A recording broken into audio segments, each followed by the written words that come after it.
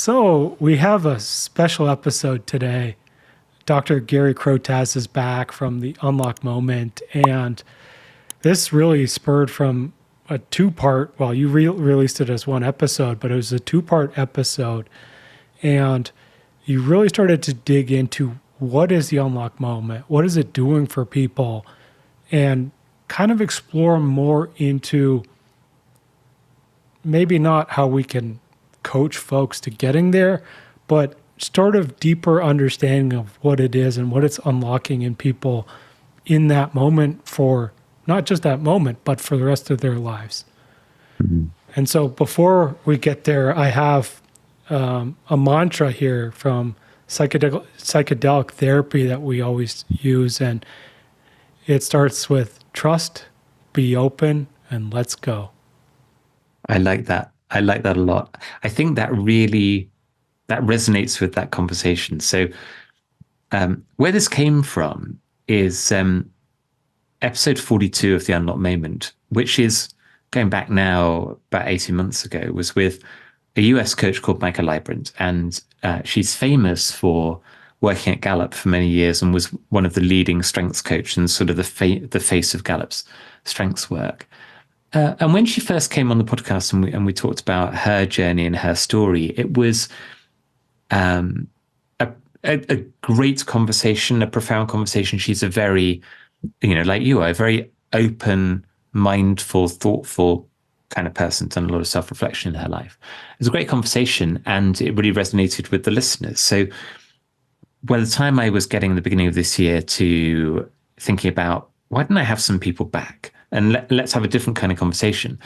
Hers was the most downloaded episode I'd ever published. And so I thought, would it be great to have her back because she's great, but also because, it makes sense to have somebody that people really resonated with. And so it was never planned to be a two-part conversation. It was a one-part conversation. And the essence of the conversation was, 15 to 18 months on from that first conversation, where we talked about your unlocked moments and your journey and her, her story in that. What's changed? What have you learned? What have you reflected on in the time that we've had? And that itself was a very interesting conversation. And that's one that I'm starting to have with some people who've, been on, a year or two ago and coming back. And at the end of that conversation, which was quite a normal 45 or so minute podcast conversation. And she had a hard stop deadline. So I was very mindful of watching the clock, And I was pleased with myself that we did manage to kind of close the conversation before she literally had to say, I have to go because I've got a coaching conversation coming. But both of us had that sense of, we haven't finished. We haven't finished talking about whatever we're talking about. But we didn't name that really. She just said to me after the conversation, you can hear this on the recording.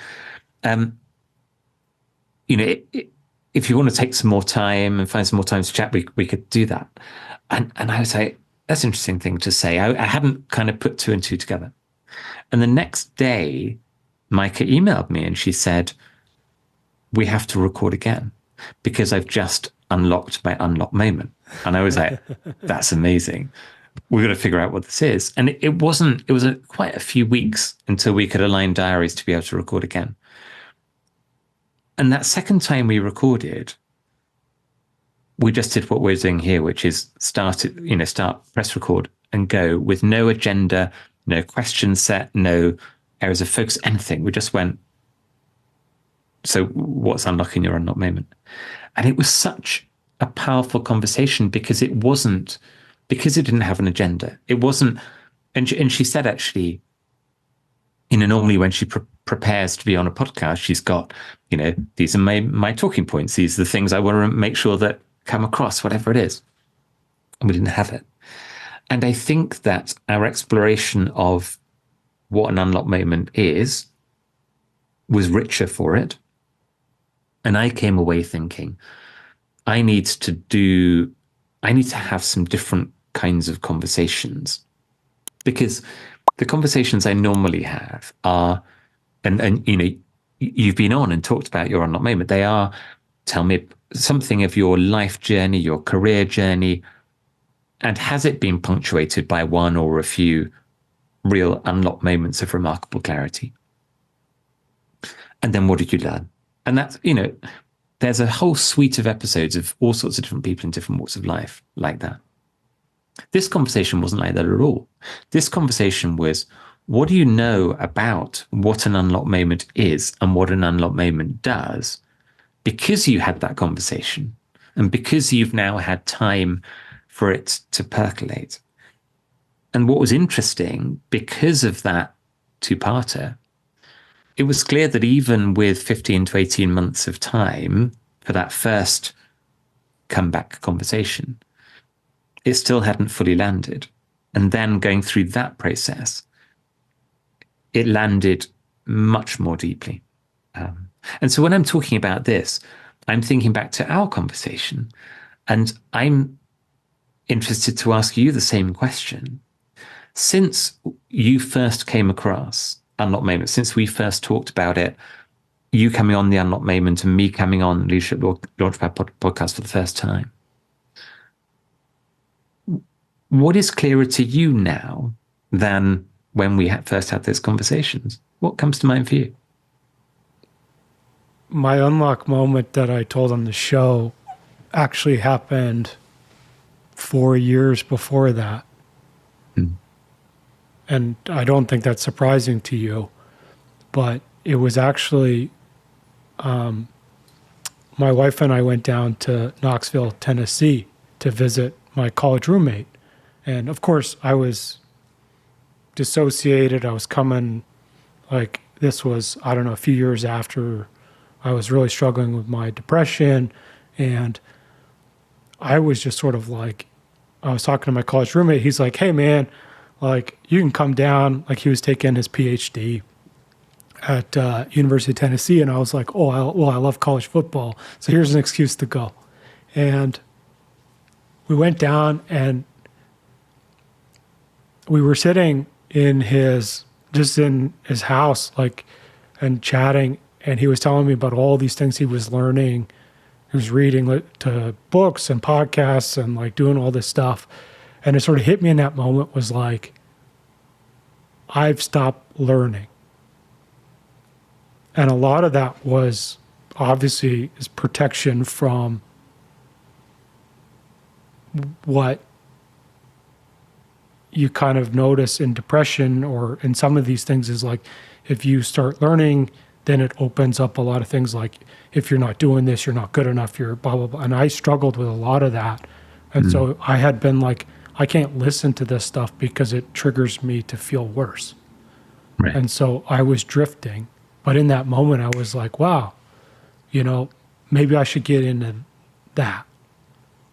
Mm-hmm. And it was just seeing that, like, I had always liked that.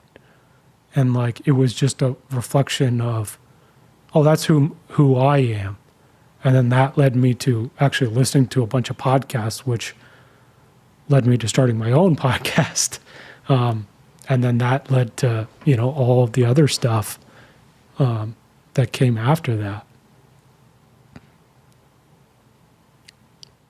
And what do you know now with the percolation on unlock moments? And what don't you know? What's still unclear to you? There's a lot that's still unclear to me about unlock moments, which is one of the reasons why I love it. But what do you think about now that's different, that's further on than when we first talked about it? I believe I see them almost as a hero's journey, and that you have to keep going on them, because I am on another one, or I've been on another one for the last, 6 months or so.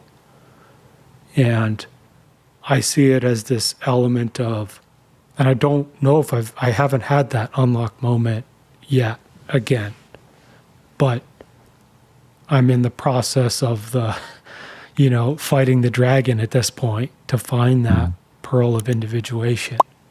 And I think that's the big thing, and my therapist has said this a lot to me, Rob, is like, she said, like, Rob, you can't force healing, but your body and your mind heal naturally, and you have to get back to where we started. Trust, be open, let go. And that's when these things will appear. That's so profound, and I hear that a lot. It's the book I failed to write was, what's the recipe for an unlocked moment? Follow these 6 steps and you will have an unlocked moment. And of course you can't. Of course you can't. And I was like, that'd be such a good book, because if I could write it, everyone will want to buy that book. Can't write it. And I realized the more I talked to people, the more the pattern I heard was, it was when I was walking down the street. It was when I was walking the dog. It was when I was doing the laundry. It was when I was in the shower. That's when I figured something out that I didn't know before. I was walking down the corridor in my lab.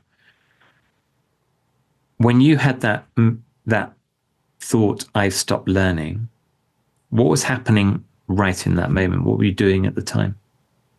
Talking to my friend. We were sitting in his living room, and we were just chatting.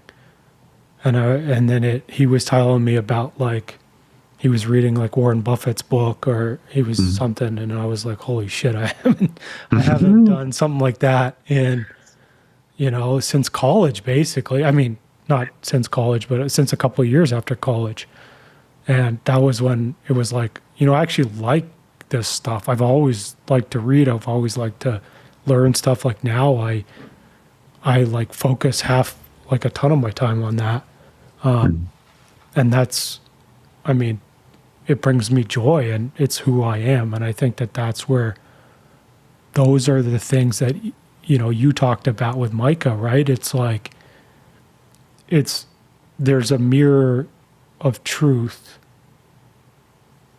and you see that moment of yourself, whether it's a flash or it's a picture, and you capture some of that, and that allows you to take one more step to becoming who you've meant to be. You've made me think of something really interesting when you said that, when you were talking about that. And it was that your friend was talking about a particular thing, and it didn't make you think about Warren Buffett. It made you think about something that was meaningful for you, which was, I've stopped learning, and I want to look into that. And I remembered this thing. I don't know where I knew this from. I was a bit into astronomy when I was like a teenager, but not in any significant way. But I had a little telescope and like looking at the moon and stuff.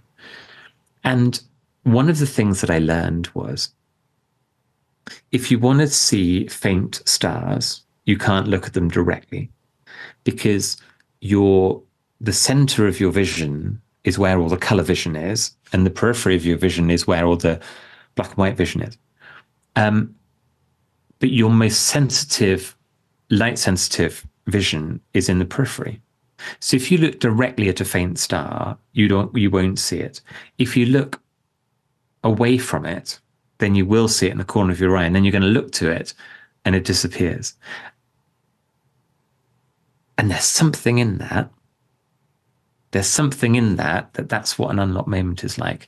If you go searching for it, it's not there. But if you look to the side and you allow it to come into your peripheral vision, then it can arrive. That's what I hear time and time and time again from people talking about their unlocked moments. Somebody said, I'm trying to think who it was. Somebody said, you have to busy the rest of your brain so that the subconscious part of your brain, which needs to do the work to find the clarity, to find the unlocked moment, is free to do that work. Yeah, Micah said that. Yeah. Yeah. Yeah. And I've done something 130 odd episodes now of the podcast, and there's a word that wasn't used for the first 120 of them. And then 3 people have used it in the last few weeks in recordings, not all of which are published yet. And the word they used is surrender to do with an unlocked moment. They said, my unlocked moment felt like surrender. And I would say, one, that's interesting, because that's an interesting word to use. 2, it's interesting that all 3 of you use that word and you don't know each other. And you're talking about very different types of circumstance. And it made me wonder whether I'm asking different questions now that lead people to think more profoundly, more deeply about what's really going on in an unlocked moment.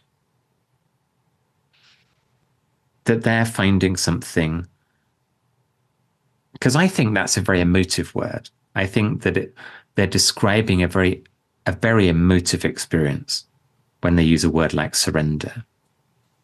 It's not like saying my unlocked moment was clarity, or my unlocked moment was direction, or my unlocked moment was knowing. You know, all of those words have been applied to unlocked moments. When you say my unlocked moment, well, the word Micah used was freedom. My unlocked moment was freedom, or my unlocked moment was surrender. That's a very different kind of conversation you're suddenly in. I think, and she said another thing to me, actually, which was, she said, I think this is about conversation. And I think in that moment, I was thinking about a thread through my own journey of conversations as a doctor, as a business leader, now as a coach, as a dancer, actually, conversations in partner dancing. But I also reflect now, and again, in keeping with our style, this is live thinking in the moment you're getting here. The conversation about unlocked moments is a conversation. I'm not saying, talk for 45 minutes about your career, please. And they go off and say the thing they're going to say. What I say, the space I create, the atmosphere I create, does shape not what people are going to say. I don't think it shapes what people are going to say, but I do think it shapes where they're going to go.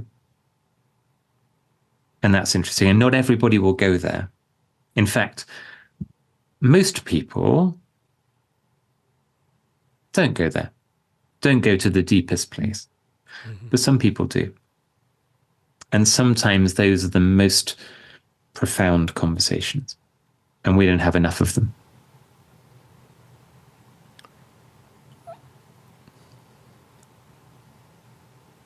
There's a moment, and I think this is where I feel like this is going. There's a moment when you take psychedelics where, as you start going into it, I describe it as a doorway. And you stand in the doorway, and your entire ego and everything that you think you are is telling you don't go. And you see on the other side, all you see, at least for me, all I saw was darkness. And it felt like if you step through this doorway, you're just going to fall and die. And your whole mind is like terrified of this. But if you can just trust and step through, you find, one is the wisdom, but the other side is you found that you're held. And I think this is where unlock moments and surrender is you're surrendering that ego part of you, which often is the conscious mind, and stepping into death and then rebirth. I find this conversation so fascinating because, and for the listeners, context who are not necessarily regular listeners to your work, Rob. In the US, it's now quite common for ketamine and psychedelics to be used in the treatment of depression. And it's proving to be very helpful to a lot of people. And I know in the UK, there's a lot of debate at the moment about potentially going to that space. But actually, few people in the UK will have had the experiences you're describing. And so for me, and I haven't had that experience, I'm fascinated by what you're describing. And I'm fascinated by the connection between an experience you've had with psychedelics and the going deep that people may choose to do in the exploration of an unlocked moment. And they're two different things, but you can hear connections in the way you describe it. And you're a rare person who has done both. You've explored the idea of what an unlocked moment means to you. And you've also been on these kinds of journeys. That falling is really interesting, and the feeling held is really interesting. Bring to life, just because I don't understand, because I've not experienced this. When you're going on that journey in ketamine treatment, what does that actually look like and feel like? How long does this last for? Is it minutes? Is it hours? What is that journey that you're on? Ketamine is about an hour. It's hard to describe what it looks and feels like. I think for me it changes.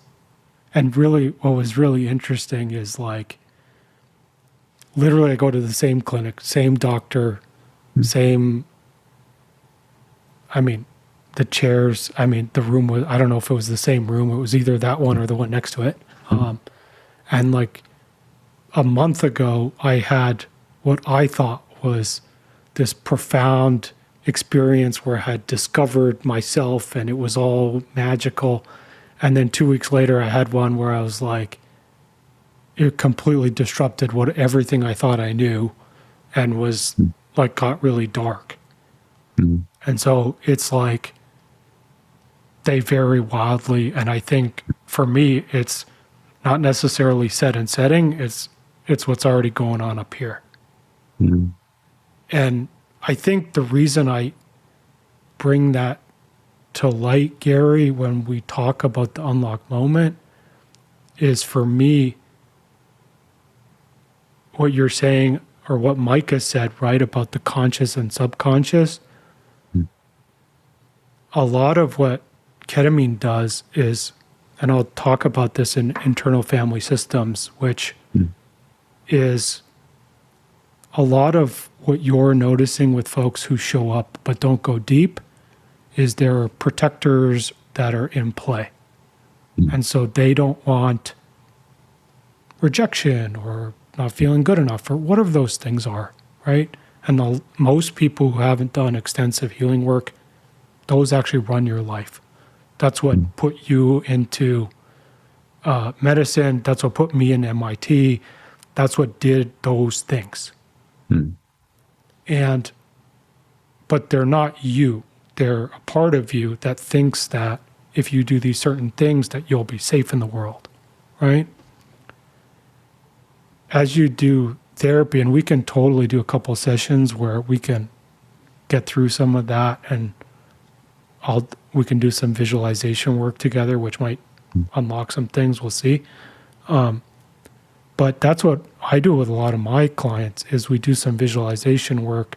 We learn how to trust ourselves and not the voices that we hear, the chatter. And that's when we can start to, again, it's pierce that veil of who we are versus what we should be because of all the stuff that we learned. Fascinating. And so you're describing there that what the ketamine's doing is helping you to, or enabling you to access something that's there, but it's a route to accessing it. And there are people who can access something in there that is helpful through different routes. Absolutely. The ketamine makes your protectors go offline. That's how it works in your brain. Right. So you're not playing defense anymore. There's the defenders are on the bench. Right. I was talking to somebody recently who came on the podcast, and when we finished recording, I said, "How do you find it?" And she said, "We didn't go as deep as I thought." And in my mind, I went, "No, we didn't." And that's okay. But it just wasn't that conversation. And what you just said, I think, really resonates with that, because and I don't know that I could necessarily name all the things that were going on in that space that didn't allow it to go to that kind of place. But it just wasn't that kind of conversation. And sometimes it's like that. You know, one of the times I notice it in conversations is when I'm talking to somebody who, you know, I might be the 100th person they've talked to about a certain concept. And slightly inevitably, you know, they're in a pattern. They're in a pattern of talking about what they talk about and using certain language and using certain phrases and catchphrases and so on. And on occasion, but it's difficult in those conversations, on occasion, I find a question and a moment that throws them off the pattern. And more than in some other conversations where we're all in agreement that we're disrupted because that's why we were all there, you know, we're all going deep. When you take a person who wasn't planning to be disrupted and then you just deliberately or by accident ask a question that they're like, I've not answered that question before. I don't know the answer to that question. I don't know whether I'm comfortable to share the answer to that question with you, all of which are perfectly legitimate thoughts to have in your head. Sometimes then you unlock something really interesting about people, because actually, if you're that person, to your point of, I've stopped learning, sometimes people feel like they're cutting edge, but actually what's happened is they've created their concept and now they're talking about the concept they created. And now it's a year old or 2 years old or 5 years old or 10 years old. And it's still the thing that they're famous for. And it's still the thing that people want to hear about. But for them, sometimes it can be like they've stopped learning. And that makes me think about, because I've always been a person that's been interested in lots of different things. My worst nightmare would be to become famous for something that was narrow and limited. You know, that I could go, I don't know, I've invented an object of some kind, and now I have to spend the rest of my life talking about the object. And everyone's like, "Oh, you're amazing because you invented that object." I'm like, oh. So one of the things I love about the unlocked moments is that unlocked moments are different for everyone, and they come along in different circumstances, and they relate to different things, and they mean different things to people, and they drive a different sense of purpose. And so it is a thing, like people are starting to say, "Oh, the unlocked moment." That's what Gary talks about. But I'm having a conversation just today, actually, where it might be that I go to Dubai and do a keynote on the unlocked moment. And the conversation was, well, what's relevant to talk about? And they were talking about some different themes. And I was like, oh, okay, the unlocked moment in negotiation, the unlocked moment in authentic leadership, the unlocked moment in innovative mindset. And I was like, actually, you can talk about all of those things around the unlocked moment, because the core of it is, who are you? Really, who are you?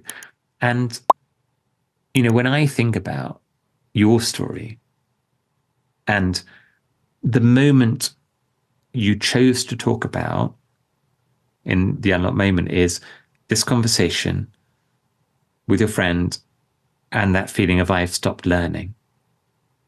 And what you do today, coaching and podcasting and all these different things, if I only knew the today, then maybe I would think that you're just another coach, just another podcaster. And that's not to disparage coaches or podcasters, but there's a lot of us. Because we're both ones. Right? But I know why you're doing what you're doing. And it's because you're learning. And I know why that's important to you because I know about your unlocked moment.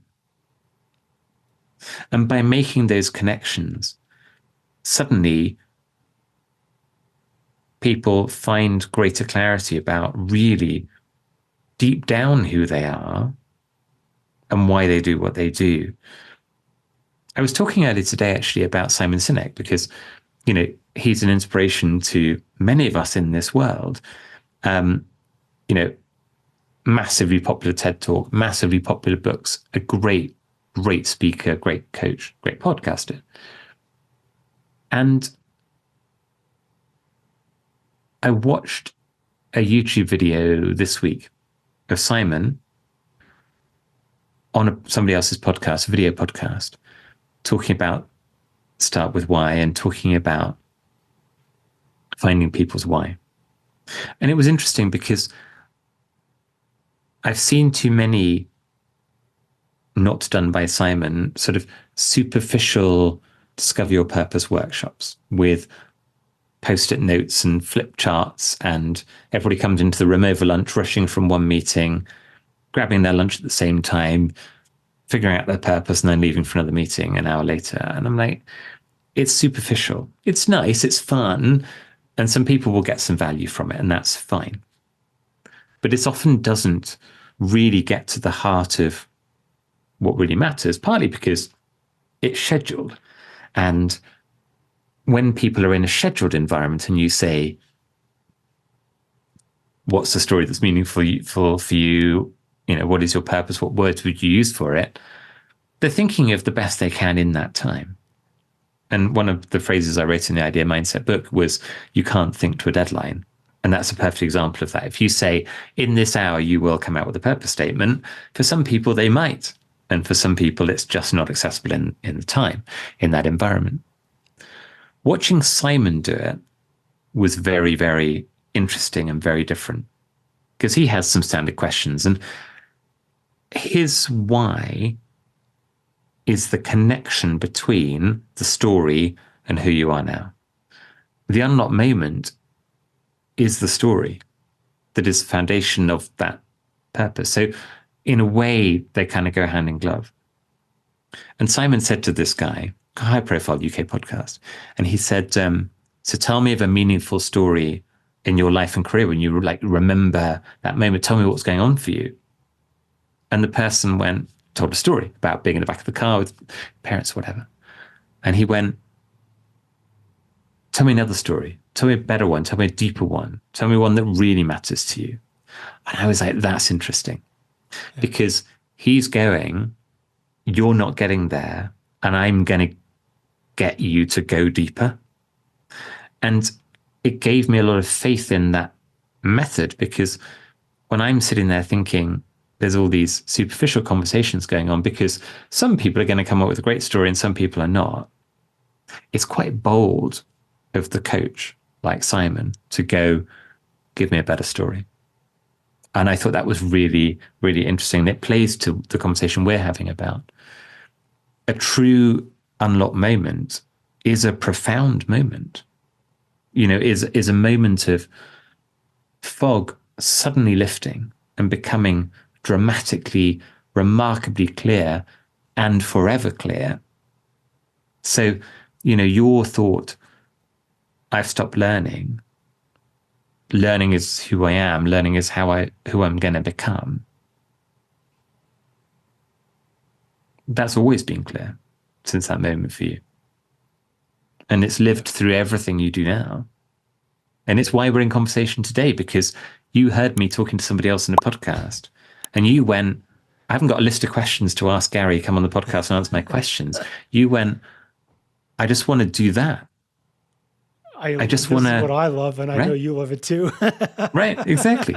And that's why I know that this is really authentic for you, because we're living it right now in this moment. And it's rare, that thing you've done is really rare, because too many people live their life with an agenda, and they go, I've got stuff I'm supposed to do, and I've got stuff I've got to do. And not enough people, here's a big opinion, not enough people go, what's a question worth asking? What's a problem worth not solving? What's a problem worth exploring? What's a problem worth being curious about?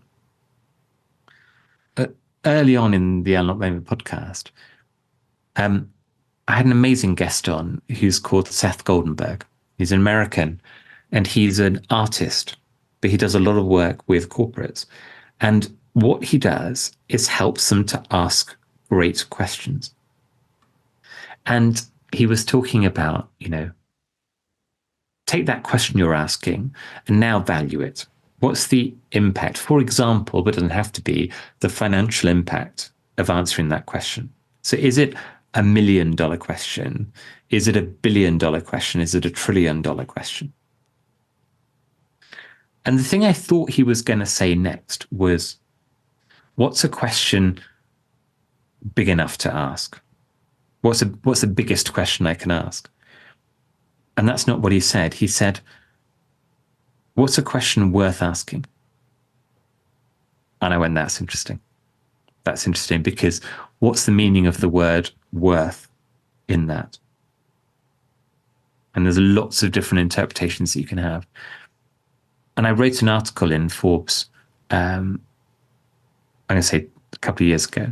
And it was why we should value a question, a great question, just as much as a good answer. And what I was thinking about in writing that article was, we know how to value an answer because we can value whether it's right or not, whether it's detailed, whether it's impactful, whether it's sustainable, whether it's communicable. We award prizes for answers. We give medals for answers. We award promotions for answers. We don't have very many ways of valuing a great question. We don't celebrate them. We don't go, what an amazing question. You don't have to answer it. Because the thing you did was you asked a great question. Yeah. Other people can answer it. We go, well, great question. What's the answer? And we want to jump to the answer. And in reality, in particular in a world where there's so much newness and so much change and so much uncertainty, we need to curate people who have the ability to ask great questions, even if they don't know the answers. And I think you and I both know that the people who are really good at asking great questions have the certainty and confidence and assurance that comes from knowing themselves. And then you're never afraid to ask a great question. That's self. And what you're noticing, right? And I think you mentioned this when you described dancing and how it's not necessarily just about balance, but it's about controlled off balance. And even, I love, Richard Feynman has a quote, and he says, walking is controlled falling. And I think that's what, as we get more aware and we step more into who we truly are, that's when we go from the fear of not being good enough, do more, whatever, have the answer, be the leader who's telling folks whatever, to the purpose and the love of, I know who I am, I'm curious, I'm a learner, I ask questions, I have fun, and I have confidence that, like, we can let this rip and see what happens. And there's somebody out there who's going to really like this. But it's not the point of this. Mm. And the point is both of us doing what we love. I was having a conversation earlier today with somebody who's just about to join a sort of global institute of significant import, who are developing leaders who, if they're good at what they do, can have major impact on big things happening around the world.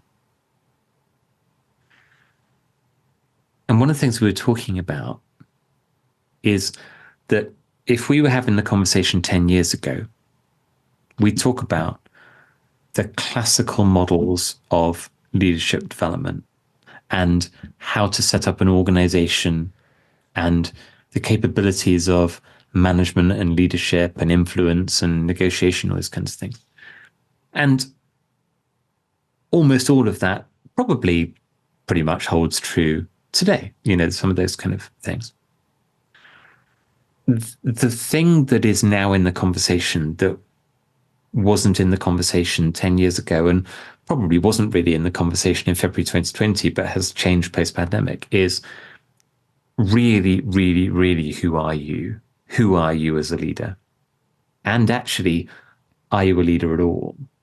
Which is its own question, because there's a lot of people in positions of leadership who are not themselves leaders. And some of those can be formed and shaped into leaders, and some of them can't, because it's just not instinctive. Neither is it really what they want to do.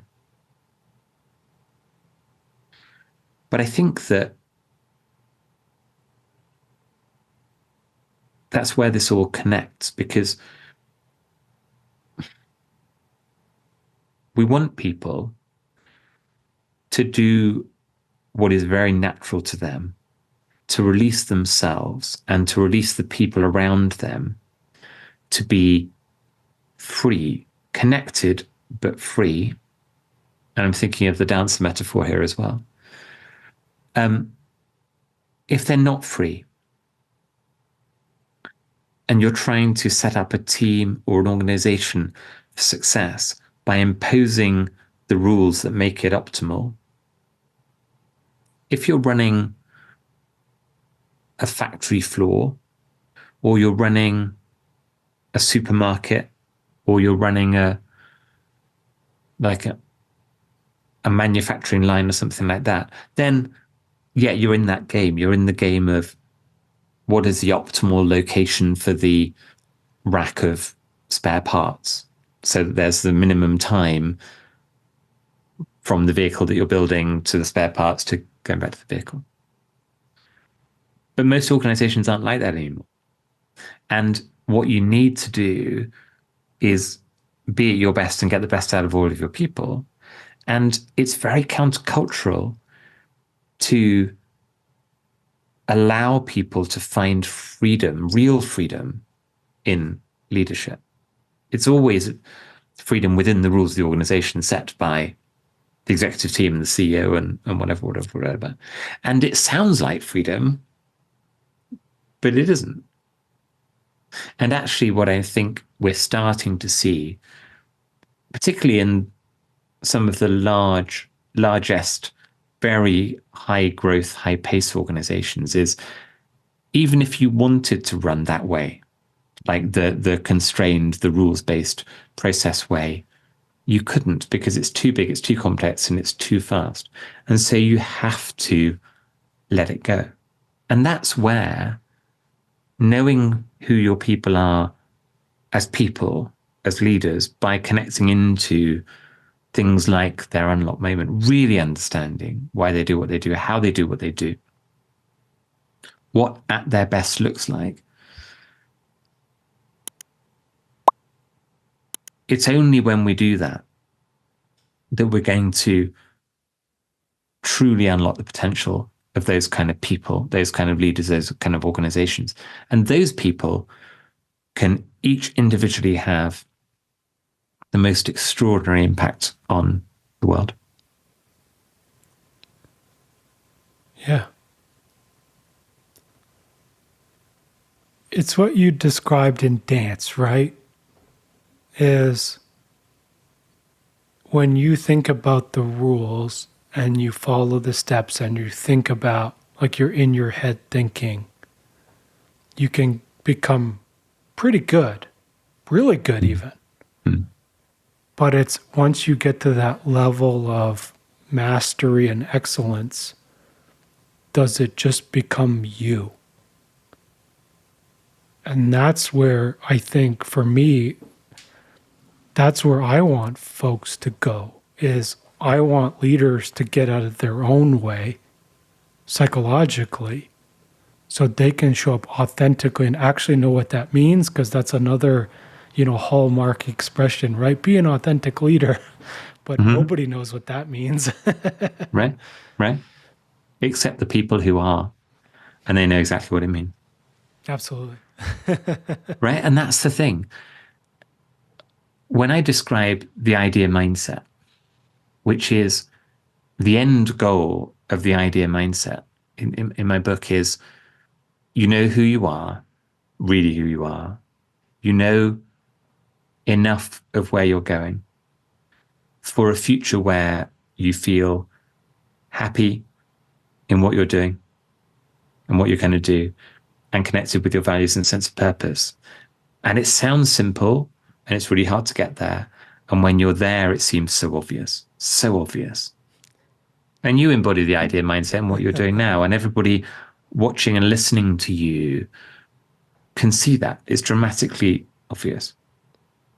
And somebody said to me, what does it feel like to have the idea mindset? And I said, it feels like clarity, but a very specific clarity. It feels like clarity of thought, clarity of decision, clarity of action.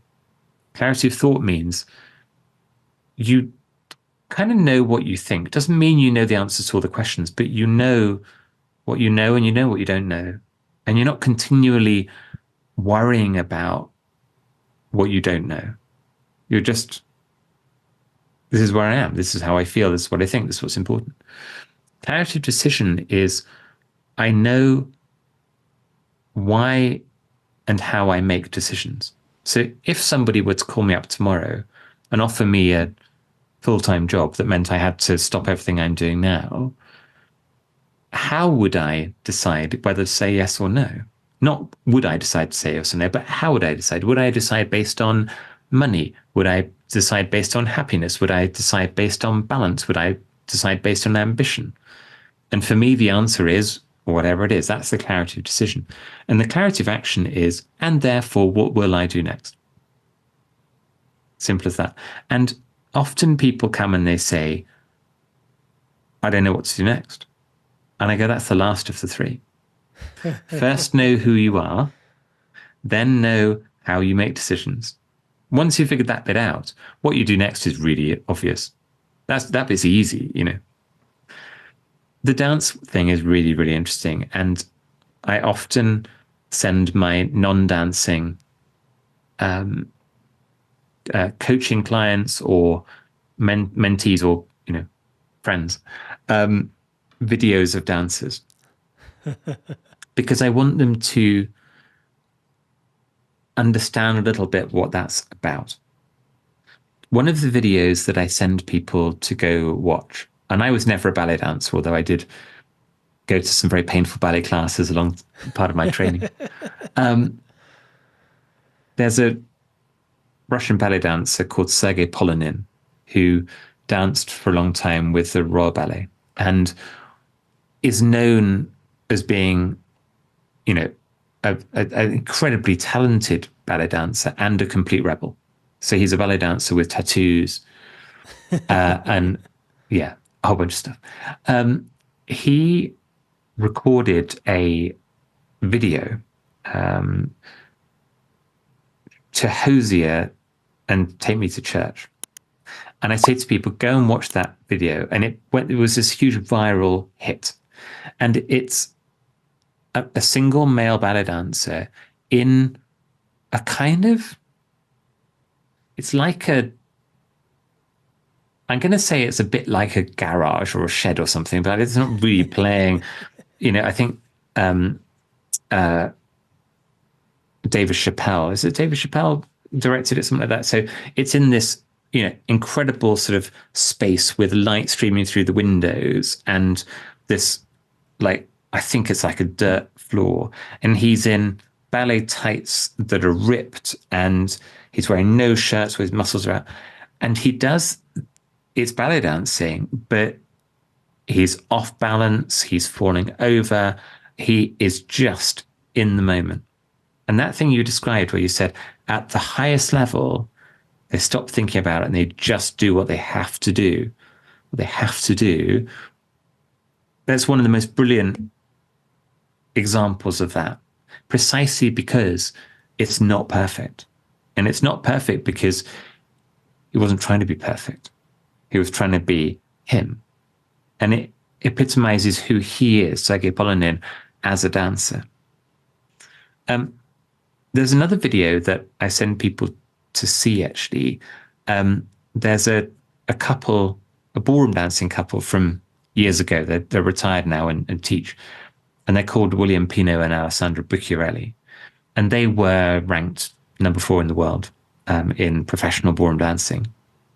And there was this show that is done every year in Japan called Superstars. And they invite the world's very top ballroom Latin American dancers to come and do their showcase in front of an invited audience of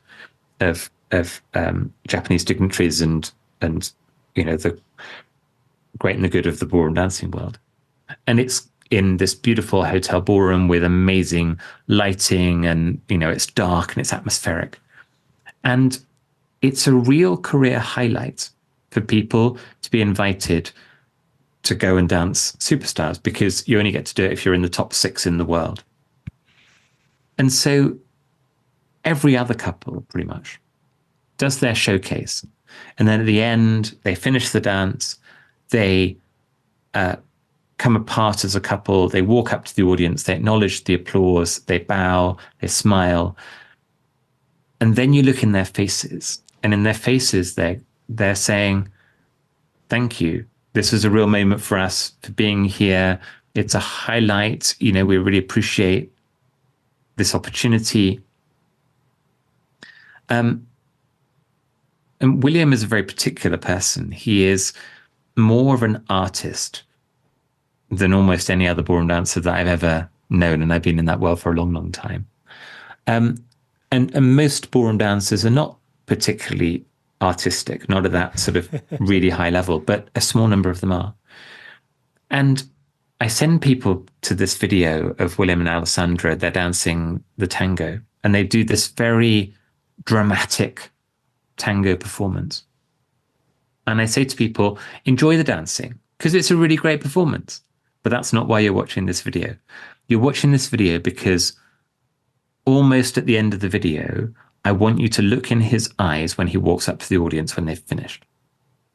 And they finish their dance, the lights go off, and then the lights come back up again, and the music rises, they split apart, and they walk up to the audience, and he doesn't smile.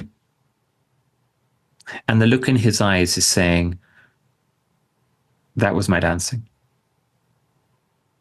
And he doesn't ask for their approval. It's not arrogant. It's just, I did the thing that I came here to do, and I'm satisfied. And it's so interesting because it's so authentic to him. And it's something that when I'm coaching leaders, I want them to pick that thing up as well. When you've done the thing that you meant to do, whether right or wrong, it's just what you meant to do. And that's what knowing yourself really means. And if somebody says, I really liked that, you go, I'm really pleased that you liked it. It doesn't make me feel any differently about it because it was exactly what I meant to do. I wasn't doing it hoping that you might like it, and if you did like it, that I would feel better about it. Just what I meant to do. And if you come up to me and say I didn't like it, it's still what I meant to do. And I acknowledge and I'm mindful of the fact you didn't like it. And I might choose to think about that in future if I change what I'm doing. But I might not. And if I don't, it's because it's what I meant to do. And that's what knowing yourself and authentic leadership feels like. You feel clarity and assurance that you did just what you meant to do. And I learned that in the dance world because for the first 35 years of my 40-year professional dancing career, something like that. Up until just a few years from the end, when I was dancing, I was hoping that I would be pleasing the teacher who was teaching me, the judge who was judging me, the audience member who was watching me. And then I worked with a coach and they said, it doesn't matter what they think. It just doesn't matter what they think. It just matters what you choose to do.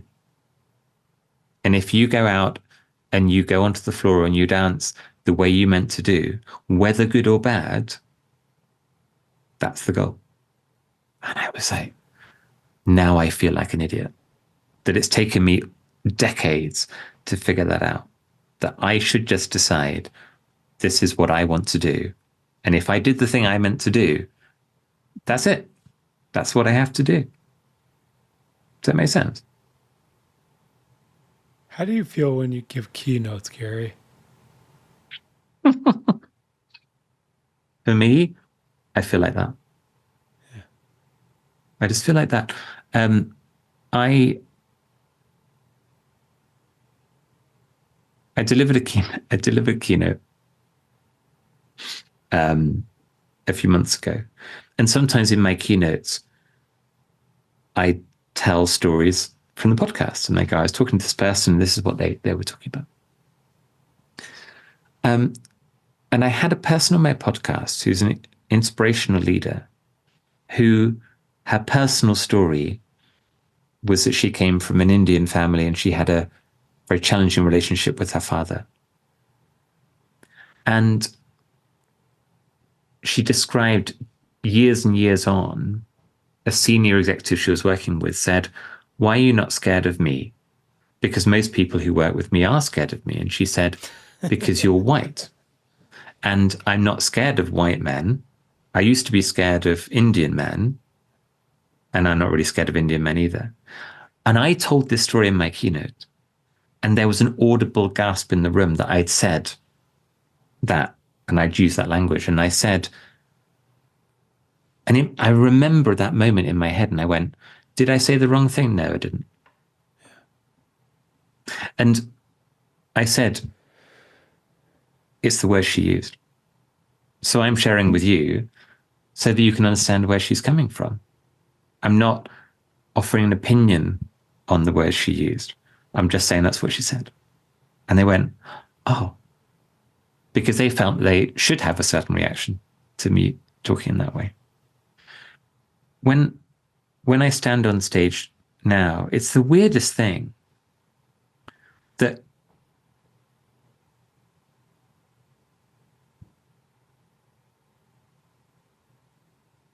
I'm a deep introvert as a person. I really, really like being on my own in this room, doing coaching, recording podcasts. I like spending deep conversational time with one other person like this.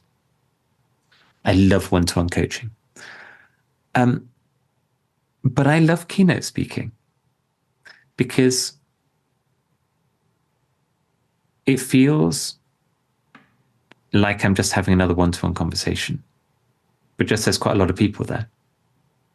And maybe that's the thing. Somebody else asked me this very recently, and I described it like that. I said, and it was the first time I was really thinking about it. I said, I don't feel like I'm talking to a room full of people and I'm trying to bring them all on the journey. I just feel like I'm talking to 120 individual people. And in my mind, I'm going, if one of them has a breakthrough moment in this conversation, this moment of time, that'd be amazing. If one of them even has the chance to have a breakthrough moment in this time, that'd be pretty amazing too, because most of us go through life where most of the things we do are not kind of breakthrough things to do. Um, but I don't know. For sure, a life of being on ballroom dancing floors and being judged by other people means that you just don't have stage fright walking out on the stage because you've done it so many times before. But it's a very different experience. It's a very different experience because doing a keynote can be in a funny kind of way when you're thinking that the other thing I did was dancing. It can be much more emotionally connected than dancing. And that's weird when you're thinking about, well, dancing is a really emotional thing. Not always. Not always. Dancing creates an emotion, if it's good, in the eye of the beholder. But the person doing the dancing is often not experiencing that emotion. Because if they did, they wouldn't deliver the performance that connects that emotion to the person watching. I remember a story from our training. We were in the studio, and in a ballroom dancing studio, there's often several lessons going on at the same time. So we're having our lesson, and at the other side of the room, there's somebody else having their lesson. And the couple having the lesson were a top, I think, Australian couple, and they were having a lesson with a former world champion. And they danced their foxtrot across the floor. And the world champion's line was, whatever you're feeling, we're not feeling it. And I was like, okay, that's interesting. And the dancer, he went, that in my head, in my body, that felt amazing. I felt like I was flying across the floor with dynamism and movement and shape. And the champion just said, well, I didn't see it. I didn't get that. And that's okay. Like that's why you're in lessons. When we, in the last few years of our career, when we went out to Italy and trained, our coach said, if you listen to the music and dance to the music, you'll always be late because there's a 75 millisecond delay from the music hitting the outside of your ear to your brain responding to it and sending the signals to your body to move. So he said, actually, when you see the top couples, they look musical because they know how to do that. But what they're doing would be the same whichever piece of music you played. So if you played a good piece of music, a dramatic or a evocative piece of music, and then you played a terrible plinky plonky piece of music, they dance the same. And he said that's important because you don't want the world champion to look bad because I played bad music. You don't want their performance to be dependent on something outside their control. And I would say, that's interesting. And I think I feel like that now in keynotes that I'm thinking about for that one person who might be the one person in the room that takes something from this session. I can't let anything else in the room stop me from being able to create something that impacts that one person. But I don't know who it is. I don't know who that's going to be. And that's one of the things that I just love about that kind of keynote environment. I'm like, it might be only one person in this room and it could be any of you or none of you. And that's okay. Do you do keynotes? I do. Yeah. How do you find it? I think where I think you're getting to, Gary, is you're showing you, and your purpose is to impact people with the unlock moment.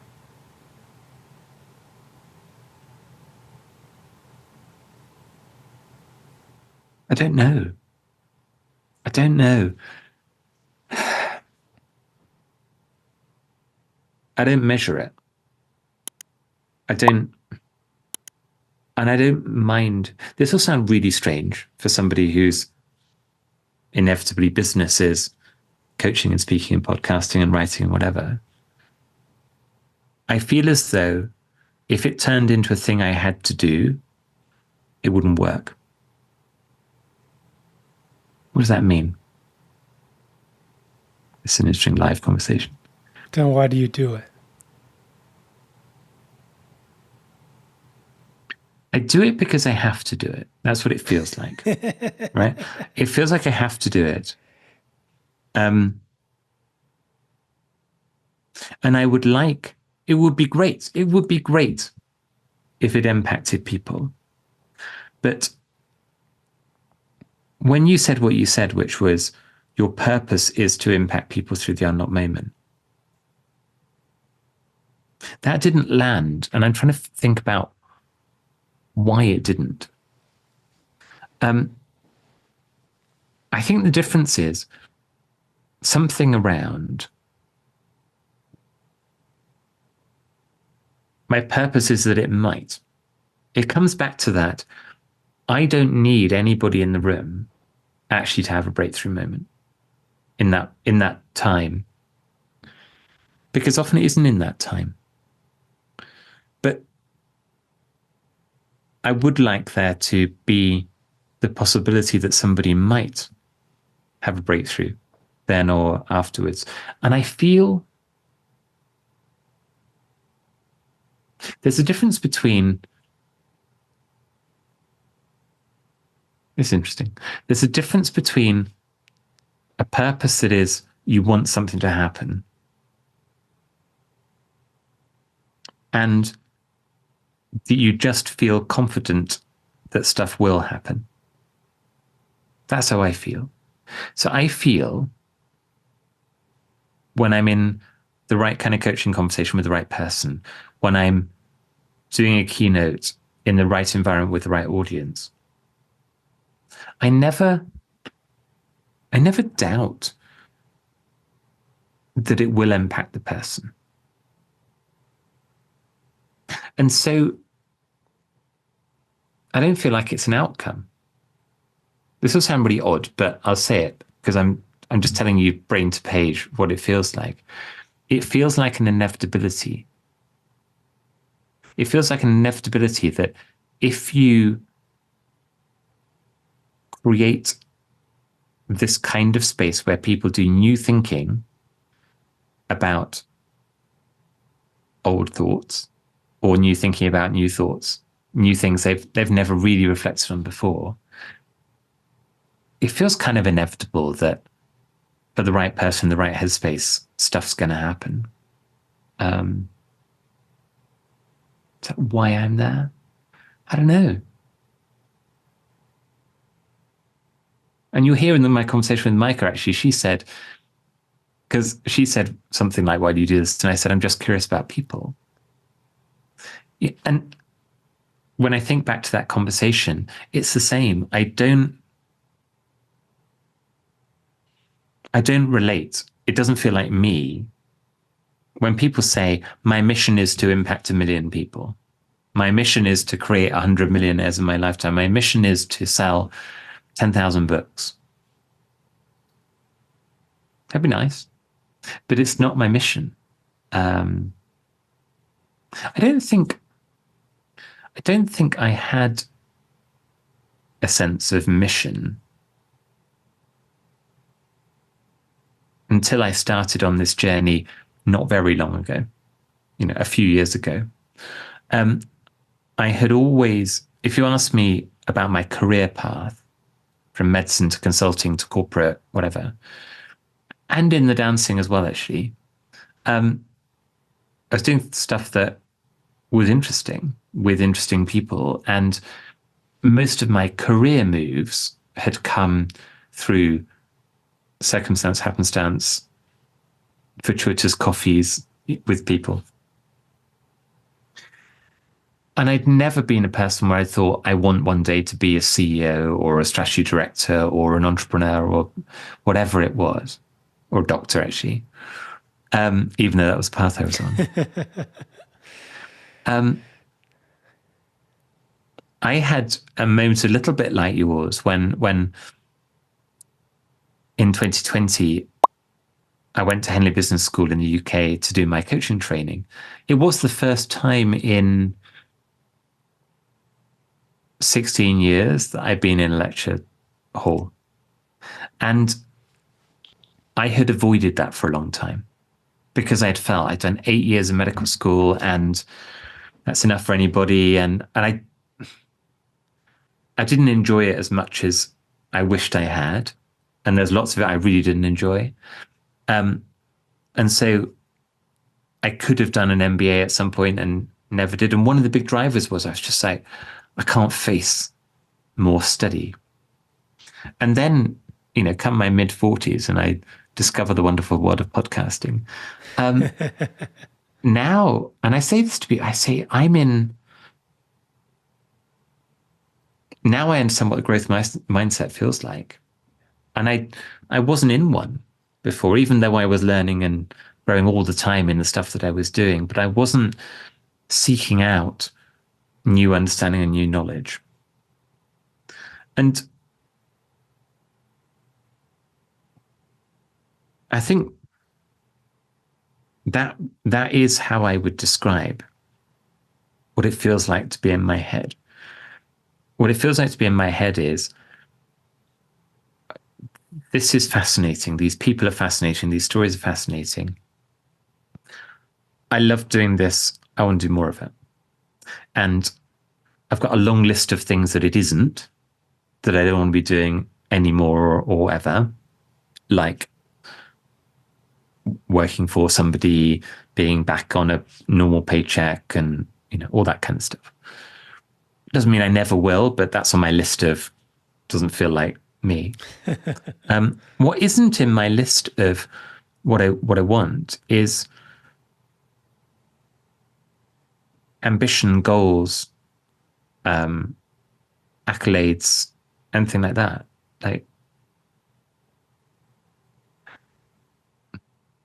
And I don't know why not. Because there's lots of things that I do. Yeah. I mean, there's lots of things that I do that are explicitly about growing reach and impact. So, I wrote a book and from time to time post about it, and from time to time people buy a copy.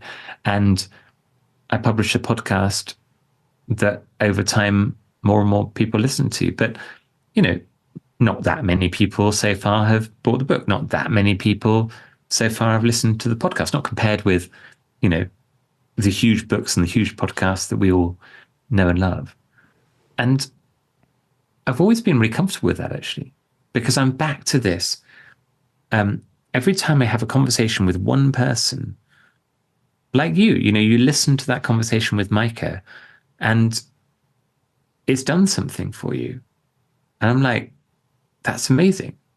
That's enough. Like if nobody else ever listened to that conversation with Micah, then I'd be really satisfied because you did and you found it interesting and it made you think differently. And I'm like, so that's a very long answer to a very short question, but yeah, that's what my purpose feels like. However you'd put that into words. I would say, it's self. And what we always talk about in terms of protector parts or defensive parts is they have an agenda. That's the metrics, that's the outcomes, that's the money, that's the car, that's the wife, that's the whatever, right? Mm. Self is compassionate, curiosity, clarity, creativity, calm, confidence, courageous, connectedness. Mm-hmm. That's what self is. Right. And you're sharing you without needing to defend yourself because you did that before, but then you found and learned more about you.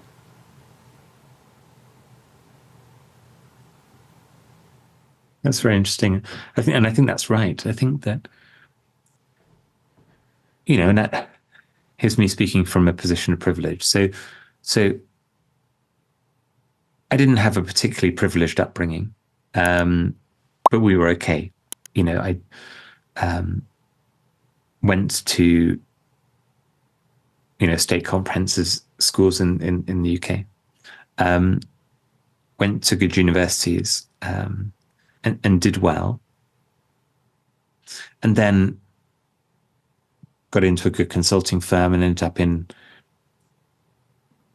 big retail organizations, ended up in senior leadership positions. So, earned good money in those roles.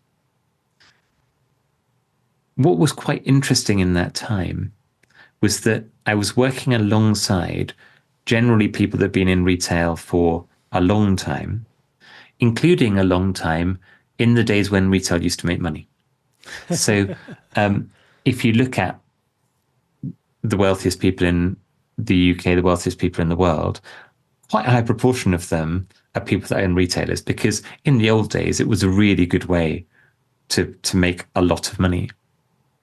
And so what was interesting was, as I was in those senior roles, and if you just looked at where I was, you go, successful, in a very strong financial situation. If you compare me with the people I was working alongside, for a lot of the, particularly the senior leaders, I was in a very, very different territory from them, but still in a privileged position. And when I left my last job in retail and decided that what I wanted to do is self-publish a book, which is an expensive thing to do, and go to coaching training, which is an expensive thing to do, and start a coaching practice, which is not a very good way to make money. In my first year, I made 10% of what I made in the previous year as a retail leader, which is kind of okay if you're not living in the house that you lived in when you were the retail leader, which we were and still are. So that did absolutely drive a practical need to grow a business. Interestingly, where we are right now is my wife and I decided about 6 months ago,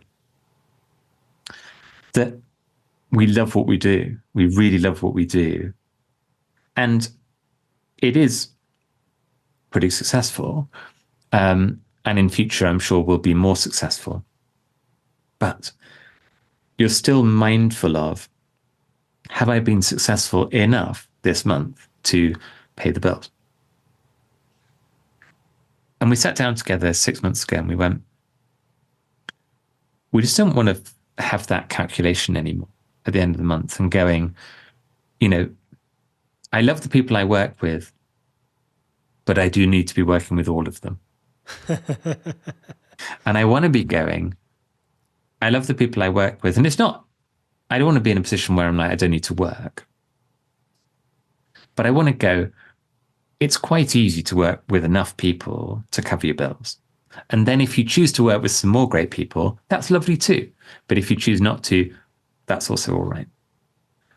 So we sat down and we went, what would it look like if we halved our costs as a couple? That's the goal. And we figure out how we did it. And we don't have children, so we don't have children in schools to figure out. And we looked all over the UK, and a little bit outside the UK as well, but mainly all over the UK.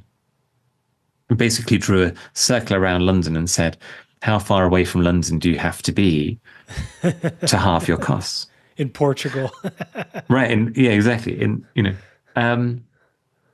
in hopefully about a month's time, we're going to move from 20 minutes, half an hour out from central London to 3 hours outside London. And we're moving to a really nice part of the world, actually, a beautiful part of the countryside. But it meets our criteria because it's half the cost. And what that buys us is freedom to continue to do the stuff we love to do, which is the thing. When you said that list of self things, I was thinking, that's why I'm moving, to be able to do those things.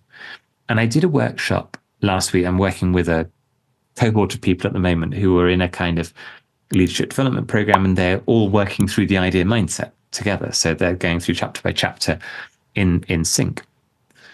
And I talked about this idea of, what do you need?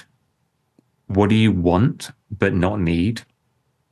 And what are the compromises that you're prepared to make in order to have all the things you need and some of the things that you want? And one of the questions was, what's an example of a compromise that you'd make in order to have your needs? And I said, well, we're compromising on closeness to London. We're compromising on community. We're compromising on assets in some way. You know, we live in a bigger house, a more expensive house than the one we're going to move to. And we'll be fine, because it's not about the house. And it never was about the house. But I encourage people to think about really what's important to them. And usually it isn't about the material stuff, and it's not much about the money, because we all kid ourselves that more money equals we're happier. And in reality, it often doesn't. You know, some of the least happy people I know earn the most money. You know, so yeah, there's something, it all comes back down to some variant of authenticity and self, as you say. It's a really interesting word that I wasn't thinking about before of assigning to it, but it's really interesting.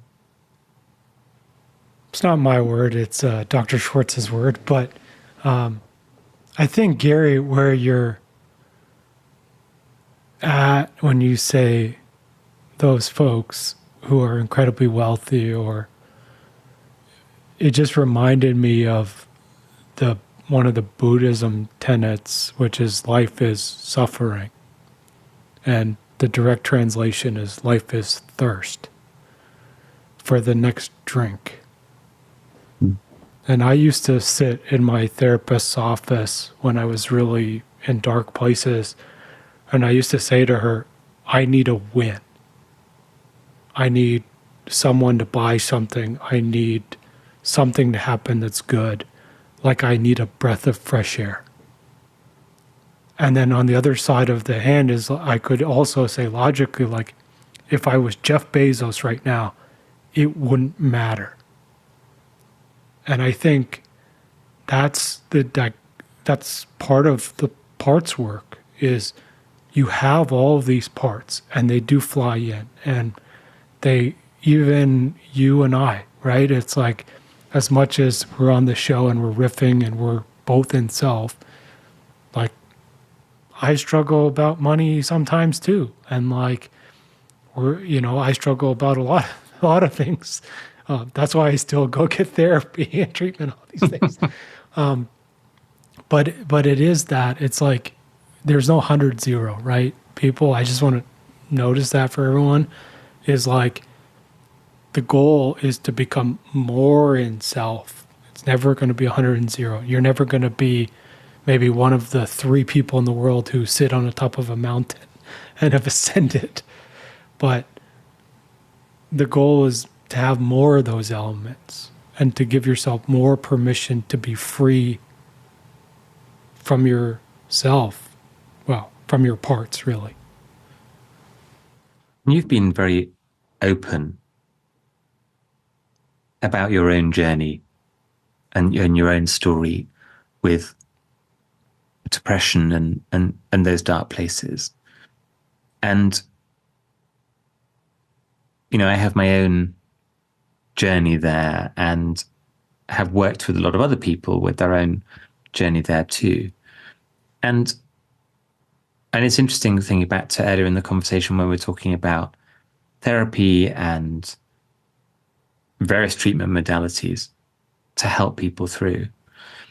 And I'm very mindful, as a once trained as a doctor, that people have an opinion on what a doctor says about these subjects. But something that I've always felt is I've always felt this is often true. If that makes sense. The moment when a person sustainably lifts themselves, not onto some fluffy glitter cloud of happiness, but just back into normal life with all its ups and downs, and no longer in the cripplingly dark place that means they can't participate in normal life, is a moment of accountability and ownership where you decide that you've had enough time in that space and it's time to be in a different space now and a better space. And time again, I've seen that moment in people where they've said, it's time. And I choose not to be there anymore. I choose not to be there in that dark place anymore. And all of the talking therapies and pharmacological treatments and psychedelics and everything else that people are doing in this sort of space is enabling that hurdle to be a little lower than it was before. It doesn't take the hurdle away, and it doesn't take the need for the person to be accountable away, because only they can move themselves to that place. But all those things are designed to help them make that transition. Ultimately, I feel as though that transition has to happen. My caveat to that is, like, maybe there are things I'm not thinking of that, but that's not true. But so often when I think about my own experience, when the story you've told about the journey you've been on and other people I've worked with, comes back to that finding self, and then an intentional choice to say, I choose to be in a different place. That's part of trauma healing, is choice. And even like, I know you have your dogs and I have Winston, and I didn't believe I could buy a dog. I was 31. My parents my whole life told me, like, we're allergic to dogs, we don't get a dog, blah, blah, blah. And my wife and I, we were looking, well, she was looking at dogs a lot. I was looking at them, just like never thinking I could get one, just like looking at pictures of them and stuff. And it kept coming up in therapy as a way to calm my nervous system when we were doing some deep work. And like one of my parts would swoop in and be like, this is too much, we're not going to do this. And then it was, I don't know, after 3 or 6 months or something, my therapist said to me, she's like, did you ever have a dog when you were a kid? Like, why does this keep coming up? And I was like, I never had one. And then she said to me, she was like, did you ever think about getting one? And for me, that was like some higher power, like, unlock moment where I was like, oh, I could actually get one. And then I went home and I said to my wife, I was like, my therapist said I should think about getting a dog. And literally my wife was like, finally, you're listening. And like 2 weeks later, we were meeting the puppies. And like, she just took over and like went, and then it happened. But it's like, sometimes, and this is why, like, my TED Talk about how to deal with an asshole boss was, I wanted to give permission to folks to change their situation that I needed when I was 23, but I didn't know I needed. And that's why for me it was like,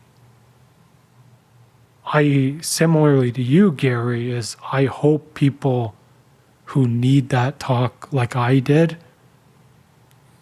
it gives them that permission to quit if they need to manage their manager, like to do these things that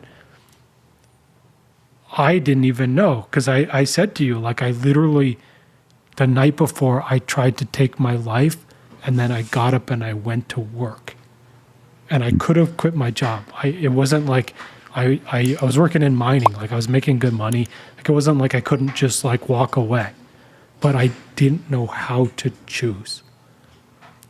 And that's part of even why the unlock moment I told on your show about the ketamine and seeing who I am, like after, like fairly quickly after that, it was quitting my engineering job.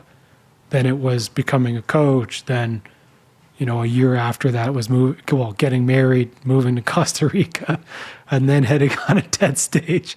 And that all came wildly quickly after seeing that moment, which is like, oh, you know what? This is me. And this is all the things that I can just choose to do now. Unpack that for me. I didn't know how to choose. Tell me more about that. Yeah. I think you're going to resonate with this, right? Is you get in a path and you're making choices based on what your parents or society or whatever tells you to do, right? Like my parents were like, do well in school. That's going to get you into the best university you can get into. That's going to get you the job. And then the white picket fence, wife, 1.5 kids and a golden retriever, right? And like I had that sort of. I mean, I didn't have a wife or a dog, but I had the job. I went to the best college. And then it was like I wanted to end my life. And even after that part was, my dad kept saying, well, you have to stay in engineering because you have an engineering degree. You spent all this money on a degree from MIT, and like now you have to use it. And it's like, that was just the career progression. I thought I was just like switch jobs every 3 years, keep the novelty going, move cities. That's the only way I'm going to float. And even though I kept thinking, I'm never going to be able to do this till I'm 65. Like that's not even, I don't know how people do this. But it was that. It was my conscious mind and my protector parts needed control, needed, the degree to back up my expertise, and me needed, the paycheck every 2 weeks, needed the stable career, even though there was a part of me that was screaming for help. And that's that's truly like listening to that and then being able to figure out how to kind of set all those other voices aside, that's when you can truly start to choose for you. And it takes a lot of work to get there. And like, just like you mentioned, like for me, like the medication, the ketamine, that made it possible for me. And obviously countless hours of therapy. Like all those three things made it possible for me to finally see and choose. And that's the piece. The person I'm in conversation with here is not the ketamine and not the therapist, any of those things. It's you. Yeah. It's really wholly, completely you. And that's what's powerful about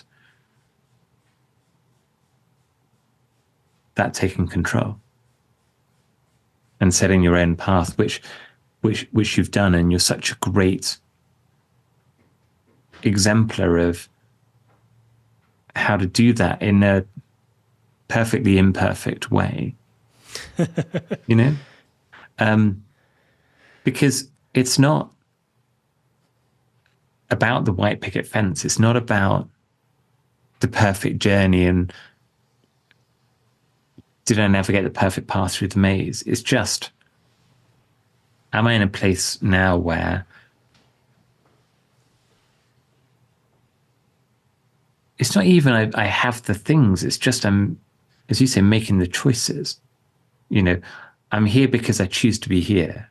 You're sitting there right now in Edmonton in the cold, you choose to be there.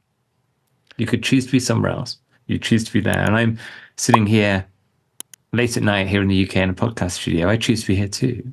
And that's it.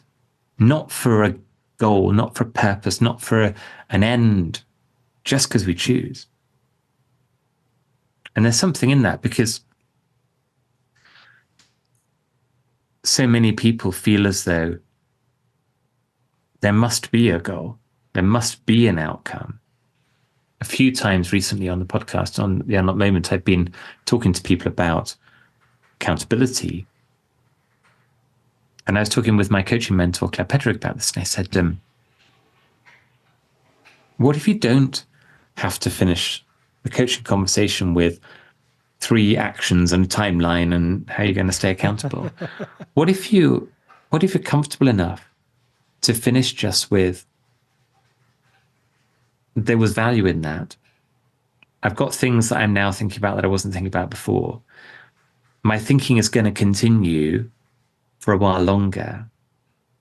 And that's okay. That's enough. And I feel a bit like that. I feel a bit like that with this idea of choices, that the fact that you choose to be there doing this, and I choose to be here doing this, is just enough. That's what I feel like with keynote speaking. I feel like being on stage having these conversations itself is enough. Somebody said to me earlier today, we're planning a keynote, and they said, what do you want to promote? And I said, nothing. I just like talking about the Unlocked Moment. That's it. No, but what do you want people to take away? Don't know. Do you want them to buy courses? No, don't have a course to sell. I'm not trying to do that. Just like talking about the Unlocked Moment. And for people who are in the everything I do must be for a purpose, for a goal, for an outcome, blows their mind. When you go, what if you just like it? It's funny. My speaker coach, she has an exercise, she calls it soul to soul. And so she writes, or she gets you to write, how you want to show up on one of the soles of your shoes, and then what you're hoping to give to your audience on your other shoe. And before my TED, so also in my TED talk, we were on a Japanese no theater stage. So you're not wearing shoes, you're wearing these special white socks. I wouldn't necessarily call them socks, but whatever, it's close enough. They're fabric, they're white. And of course I couldn't write on the bottom of those because that would be extremely offensive. And so I wrote on the bottom of my feet, and I wrote self, as in being in self, and love. And that was what I wanted to give to the audience. And she even told me one story of one of the keynotes that not that she did, but that she was coaching an executive to give. And he said he wrote, like, I want a standing ovation on one of the shoes. And obviously he bombed. And that's really what we talk about in IFS, is if we show up in self, people are drawn to self energy regardless if they're controlled by their protector parts at any given time. And that's the magic, and that's also what you were talking about with Micah in terms of abundance. It's that energy of, I'm not trying to push a course on you or push myself as an expert or push whatever idea. It's, here it is, and this is me, and you take it if you wish. I remember a dance competition we went to late in our career where I kind of got my head around some version of this thinking. And in dance competitions, they cut the group by a half each time. So if there's 200 couples, then the first cuts to 100 and the second cuts to 48 and 24 and 12, whatever. And generally speaking, because we liked to compete against the best in the world, we were often in the first group cut out, which didn't mean that we were the worst. It just meant that we weren't in the top 100. And sometimes it was really clear. We'd go to the competition, we'd look at who was showing up, and we were like, there is no chance that we will make the next round. But you would always wait until they announced the results and they put up, these are the couples that made the next round. Oh, okay, we didn't make it. We're going home. And there was one particular competition where, I'm sure it was in Germany, and we'd traveled to Germany and we danced our first round and we danced really well. We'd done everything that we wanted to do. We felt really fulfilled by it. And I turned around to Mildred, my wife, and I said, I think we probably should wait to the results. But just to let you know, I'd be completely comfortable to leave now before they call them.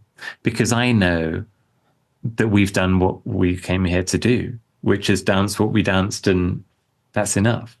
And I remember that like it was yesterday, that moment of feeling like that. I remember even just where we were in the space and the freedom of saying, it's enough that we came and we're competing. And what was so funny about it was that we're in a competition. Like, the purpose of being there surely is to win the competition or to make the next round or whatever it was. And I was like, I don't know that it is anymore. Although that would be a nice thing to happen, but it's not that. We show up to do our best. And years later, I was in conversation with Marshall Goldsmith, but also reading some of his work. And there's a really powerful thing that he talks about, which is the question is not, did you achieve your goal?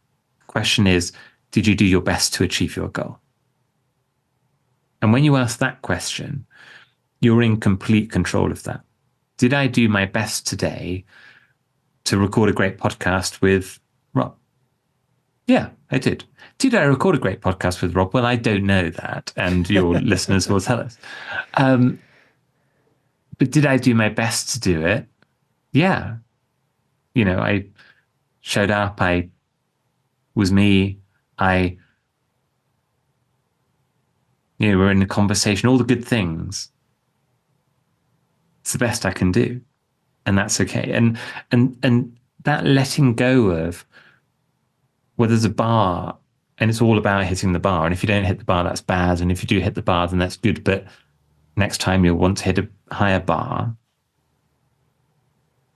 In some ways that can be helpful, but in some ways that, again, can be really disabling, and in reality, for most of us, we would get a long way by reframing that into, did I do my best for what I was trying to do? And that's enough. And then don't worry about the external measurement of what you're doing, the standing ovation, the making the next round, the gold medal. Because in the end, that's not as important as you think it is in the moment. For most people, most of the time. A really great coach and wise man, Tony Schwartz, came on the show a few years ago, and we talked about IFS, and he said, once you're in self, you can 100% focus on growth and on offense, basically. But you are unlimited in your pace and willingness and curiosity to grow. When before you have to worry about, what does the judge think? What does your mom think? What does the teacher think? Did you win? And I think that's the part that I'm hearing from you, and I've also experienced, is now I focus on learning more, being curious, developing, and I know that's going to turn into me becoming a better coach and me getting better results for my client, like those things. But ultimately, it's way more fun. And then the other thing is you don't hit those barriers of, if you get cut in the first round, well, now I have to spend a week trying to, go back to therapy and get my head on straight. I can just, I can look at my performance, see what I needed to do better, and just keep ripping it. And this comes back to the word I used earlier, which is inevitable. The way you described what you're trying to do, it's inevitable that you'll get good results when you're working with the right kind of people who are in the right place to be coachable and in good partnership with you. You don't have to worry about it at all because you're just in yourself. That's what I hear, and it's really, really clear. And when you're saying, and I hope they have good results, in my mind, I'm going, well, of course they have good results. Like, it's inevitable they'll have good results. And if they don't have good results, it's not because of you. It's because it's not the right time or it's not the right partnership. But it's not going to be because you're not you, because we know, and we've had this conversation, that the you is really clear and really good. It keeps getting more evolved every day, I suppose.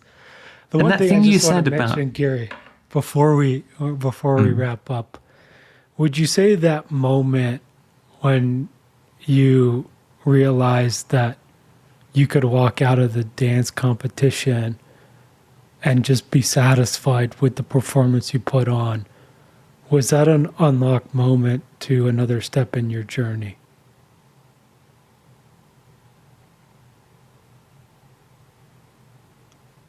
I don't know. It's a good question. I've never thought about it, and I've never talked about it as a moment. I think I probably characterize it as one of the little unlocked moments that we have. So I talk about the unlocked moment as the sort of the really game-changing, profound ones, the remarkable moments of clarity. There are obviously lots of moments along the way that we remember and we connect the dots together.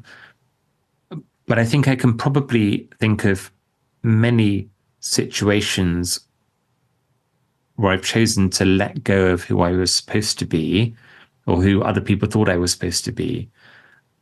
And I'm feeling freer to be myself. The first and the biggest of those was when I quit medicine. That was the second time. I'm giving you many what do you call it, exclusives on your podcast. That time I quit medicine, it depends on how you count it, was either the second or the third time that I quit medicine. So the first time I quit medicine was about 9 days into my medical career. And I went to medical school in London. And these were the days when, these days, medicine is integrated into bigger universities that do many different subjects and the students are very integrated. But back in the day when I went to medical school, they were, unusually in London, just focused medical schools within the hospitals and had, long history, very, very small, very close communities, very particular culture, which I was in a fit with, a very, very heavy drinking culture, for example. And that was my scene. And I didn't know that was coming, and I didn't know how I was going to respond to it. And after 9 days, I pulled the ejector seat and left. So that was the beginning of my medical career. And when I first applied into medical school, I had great grades at school. And everywhere I applied for, every medical school I applied for, I got an offer from. That was my first time around it from school. When I quit after 9 days, I reapplied to all the places I hadn't applied to, because in those days you were only allowed to apply to 5 of about 25 to 30 schools in the country. Mm-hmm.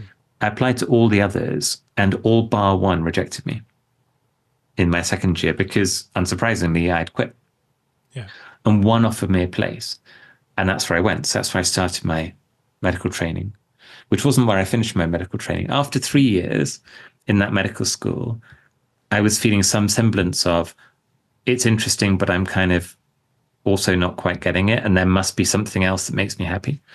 And so that's when I pivoted and I applied to move across the country from Bristol to Cambridge and joined what in the US is the MD PhD program in Cambridge. And I spent another 5 years in Cambridge. And it was the end of that 5 years that I went, this isn't for me. So I'm a serial quitter from medical school, but for different reasons, because I think earlier on, I had no feeling that I didn't want to pursue the career. I was just going, this isn't the right place for me. There's something else that I'm missing, I'm not getting, but it is in this path. 7 years in, which is what I describe as being my sort of major unlock moment, was it's not medicine. And it probably would have been easier for all concerned if I decided that at 17 instead of at 27. But I don't think I could have decided it at 17 because I didn't know what I knew at 27. I didn't know myself in the way that I knew myself at 27. And oftentimes since then, when I've talked about the journey I went on in medicine, I have been a strong advocate of the US system, actually, which is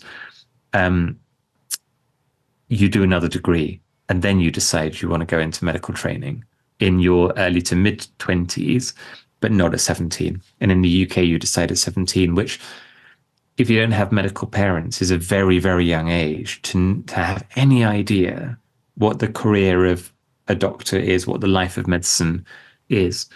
And for me, I don't think that helped. But I do also think that at 27, I was a bit older, a bit wiser, not wise, but a bit wiser, and much more confident about my ability to make my own mistakes. And I say that in a very specific way. I didn't feel confident to succeed, but I felt confident that if I failed, which was quite a likely thing, that I would and could figure it out. And that's part of the journey, I think, in unlock moments when people feel like they're surrendering to something.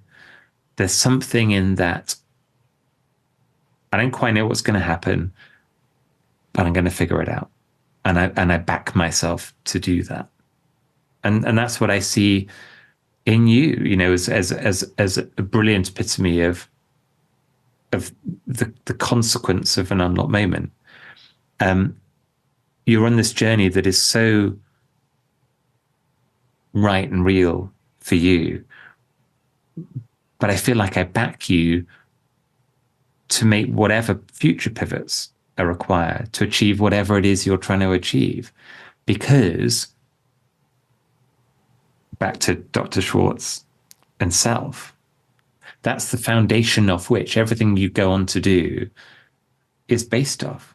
And it doesn't have to be coaching or podcasting or anything else. It may well be, it probably will be, but it doesn't have to be. It doesn't have to be. Somebody could call you tomorrow with an incredible opportunity to do something completely different. And you could, if you wanted to, say yes.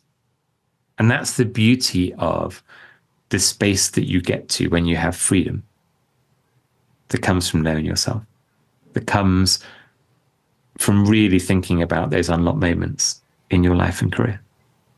I love it. And everyone, that was an exclusive world first. Gary is the first person to ever endorse the US medical system. I'm comparing it with the UK, which is not a different comparison. But anyways, Gary, it was an absolute honor and a pleasure to have you on the show. And I mean, this was totally fun. And I think we learned a lot of things. And let's let it percolate a little bit. And maybe we'll have another one in a few months where we can go a bit deeper. I've got a lot of notes. I agree. I think that we've explored many things that I haven't explored a lot before. So I think that's a great a reflection on you as a host and the space you create, and the conversation that the two of us can have. And yeah, it's been a really interesting time to spend with you. And thank you so much for inviting me to come on. Oh, thank you. And thanks for joining me. And also thanks to Micah out there. Hopefully she listens to this because her discussion triggered all of this. And I was on my run and I was like, holy crap, this is amazing. I got a message. I'm definitely going to get her to listen in. Below. Put your feet up and listen in for a few hours to us rambling along. I think she'll find it really interesting, actually. Absolutely. It was incredible. Everyone listening, thank you so much. And feel free to reach out if this resonated with you. We'd love to hear from you. And yeah, thank you so much, Gary. And we'll see you all next week.